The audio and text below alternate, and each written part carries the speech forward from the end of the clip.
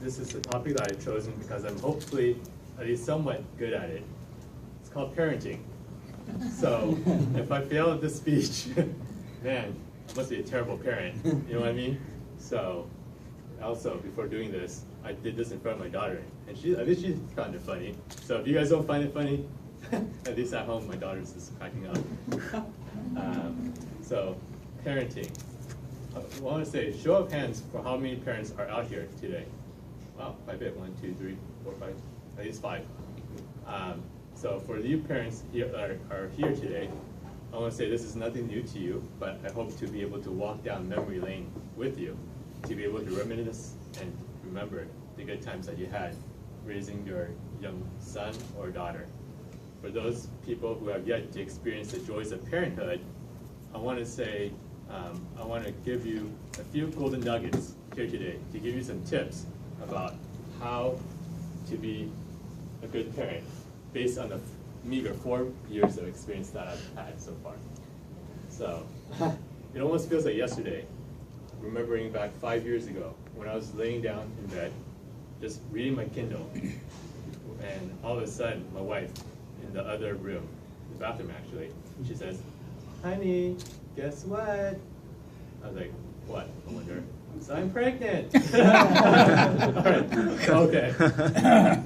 Wow, I just sat right up and I said, okay, I'm a dad now. I'm a daddy. It took me a while to internalize that. But, you know, what's the first thing that you think about when you become a parent, right, a father? Tip number 1, get informed, right? You have to know what you're doing. And during this information age, there's a lot of places where we can find that information. Earlier today, I was going to work on the bus. Looked on Amazon. There's some books. How to be a great dad for dummies. There's a guide out there, guide for fathers, how to survive pregnancy for dummies. You know, I was thinking back, I should have probably picked up one of those 2 books, given that I decided that was too cheap to go through the parenting class that most of the people go through with. So I was like, $50. Might as well save $50 and not go to that parenting class. Looking back, I had to thank God that there will be those nurses in there for those 3 days when I was actually going through learning how to swaddle a baby, you know, burp a baby, things of that nature.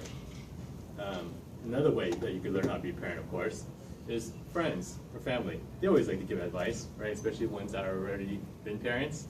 So one of these advice includes a Chinese tradition called sitting for the month. I'm not sure how many people have heard it before, but essentially it's, you know, the body is made of qi, so there's hot and cold, yin and yang, right? And when you become pregnant, give birth, you lose a lot of blood, so the woman becomes weak and a little bit cooler.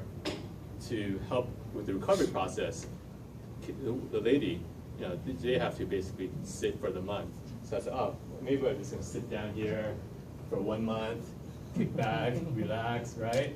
But really, it's not just sitting back and relaxing and say, oh, I can do that. That's something easy. My wife can do that too. But it's more than that. There's practices that you can do, such as don't wash your hair for 1 month, right? Don't bathe for 1 month. No leaving the house for 1 month. No cold drinks. No fresh salads or raw foods, right? Sometimes I'm thinking about this, and I was like, man, is this like resting or is this solitary confinement or something like that? It sounds like prison in your own house, right? But there was one thing that we decided to pick up. You know, my aunt said, hey, we'll cook some meals for you. So here's the soup, a hot bowl of soup with pig feet, and also, you know, pig feet is supposed to help with your joints and help with production of milk. So my wife said, all right, we'll try some pig feet soup. And also it's a lot of ginger, some wine, rice wine, things of that nature to warm up the body, right? I have to say that it's delicious, so try it out. Tip number 2. Tip number 2 is get a good name, right? When you first have a baby, everyone's asking you, what are you going to name your child? What are you going to name your boy or girl? You know, looking back, for Amelia, my daughter, we spent time looking about the combinations between a first name and last name. and making sure that it's okay because it's appropriate, because kids get bullied these days at school. You don't want to add to it, right? Give them more ammunition to bully them more at school. A few names. So I want to say these are actually real names. So hopefully no one actually has one of these names out there. But first name that what I want to say is Xi, like Xi in Chinese, and last name Ting. So Xi Ting, right? So that's the name at my wife's work, right? And HR was like, is this a real name or is someone just messing with me here, right? So she's like, get out of Elias, right? And you get another name. I don't know what it may be, but another name that I had growing up in school was Eric. Was his first name? So yeah, Eric's cool. His last name was Sun. So he was made fun of quite a bit for being Eric's son.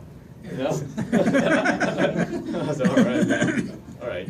So pick a good name. And on top of that, though, don't make it too hard to live up to, like Jesus, right? Unless you expect him to walk on water, like turn water to wine. That's something too hard for a kid to live up to. And finally, tip number 3 is, this is something I came up with earlier in the week, is don't let your kids sleep in your bed. So my daughter sleeps with us, and she's in the middle. The other week, she's actually sleeping in my wife's stomach, like laying down perpendicular to me. And I was just laying in bed, just daydreaming to sleep, not aware of things, and all of a sudden she put her feet next to my mouth, right? And all of a sudden, wham! Right in my jaw, the kisser, right? I just jumped right out of the dream and right out of bed, man. I really kicked her out of the bedroom, so I said, all right, I'm not going back to sleep anymore. And she's gonna have to move into her own room now.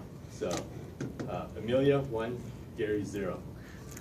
So 3 tips, basically be informed, get a good name, and also don't let your kids sleep with you. Thank you.